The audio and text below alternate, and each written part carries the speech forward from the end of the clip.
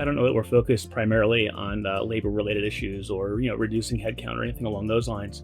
I think the real focus is to complement these people and make sure that they have access to the right information. That information could be made actionable, and intelligent decisions could be made that could actually save businesses money and drive revenue and reduce time to market. Instead of thinking about labor reduction, really think about the empowerment of the people who are actually using the software, and being able to take their planning, provisioning, whatever time they're spending on their job, and cut that down to half. Opens them up to more possibilities of what they could be doing with their time. Leveraging things like artificial intelligence and machine learning really allows you to take action much faster and to enable folks to do their jobs far more efficiently.